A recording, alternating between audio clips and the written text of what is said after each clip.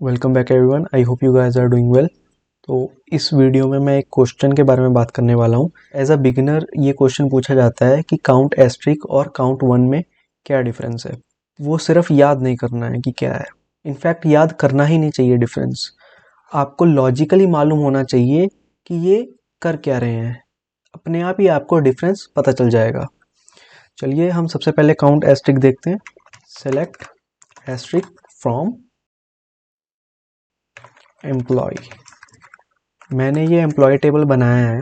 इसमें मैंने null values add की हैं। लगभग सारे ही कॉलम्स में नल वैल्यूज कहीं ना कहीं प्रेजेंट है। सबसे पहले काउंट एस्ट्रिक करते हैं इस टेबल पे। तो अगर मैं इस टेबल पे count of asterisk means all rows from employee, मेरे पास कितनी रोज आनी चाहिए? ये यहां से लेके यहां तक मेरी सारी रोज हैं, including the row which has all the null values. Total 11 rows आ रही है मेरे पास। ये जो 11 नंबर आ रहा है उसको इंक्लूड कर रहा है जो मेरी नल रो है, विच इज दिस वन। ये दिस इज द 11th रो। तो काउंट एस्ट्रिक में सारी रोज का काउंट आएगा आपके पास and it will be considering the nulls as well. अब मैं बात करने जा रहा हूं वन के बारे में। काउंट वन में क्या होता है? काउंट वन में लोग डायरेक्टली याद करने लगते हैं कि यार काउंट एस्ट्रिक और काउंट वन सेम है। काउंट एस्ट्रिक भी अगर 11 दे रहा है तो काउंट वन भी 11 ही दे रहा है।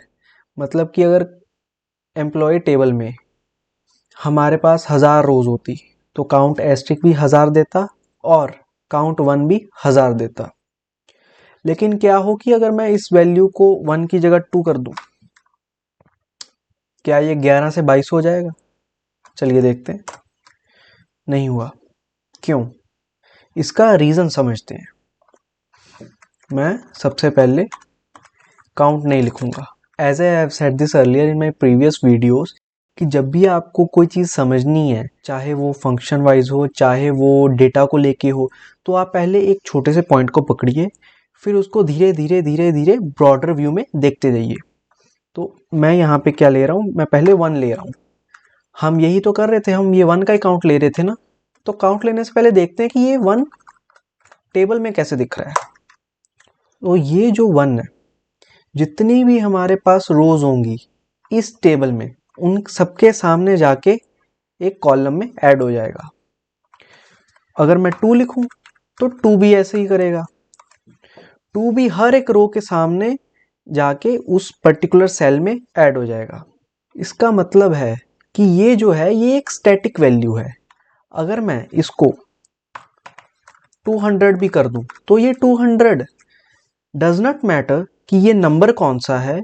ये डिपेंड करता है कि उस टेबल में कितनी रोज हैं, उतने टाइम्स वो एक कॉलम में आ जाएगा। अगर 200 है तो 211 बार आएगा।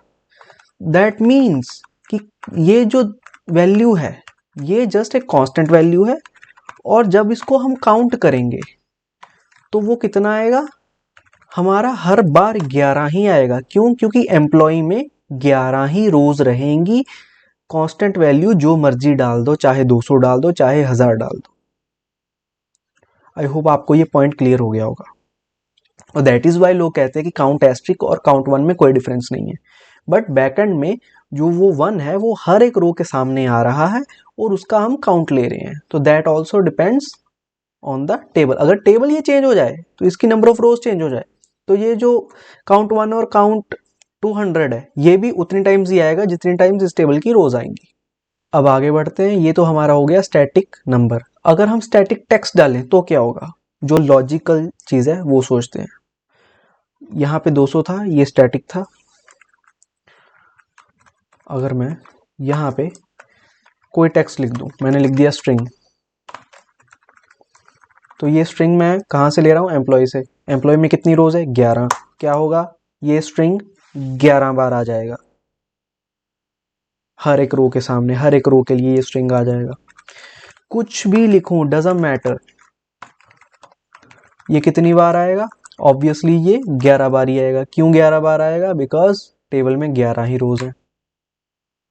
तो इसका भी अगर मैं काउंट लूँ, सॉरी, इसका भी अगर मैं काउंट लेता हूँ, it will be 11 because this is also a static number. Both of these are static. अब काउंट ऑफ कॉलम पे चलते हैं। हमारे पास 11 रोज थी इस टेबल में। अब एम्प्लॉय नेम का काउंट ले रहा हूं मैं। पहले देख लेते हैं कि एम्प्लॉय नेम हमने स्पेलिंग सही लिखे हैं। Okay, employee name, that's good. इसमें 2 नल वैल्यूज हैं, तो अगर मैं इसको एग्जीक्यूट करूं, I am getting 9। That means it is excluding the null values present in the column. अगर आप नोट्स बना रहे हो तो इस पॉइंट को नोट डाउन कर लो कि जब भी आप कॉलम का काउंट ले रहे हो तो वो हमेशा नल वैल्यूज एक्सक्लूड करेगा, बट काउंट एस्ट्रिक ऐसा नहीं करेगा, और ना ही count 1। Output wise both count asterisk and count 1 are same. So this was all about this particular question. I hope कि आपको बेसिक्स क्लियर हुए होंगे। Thank you very much.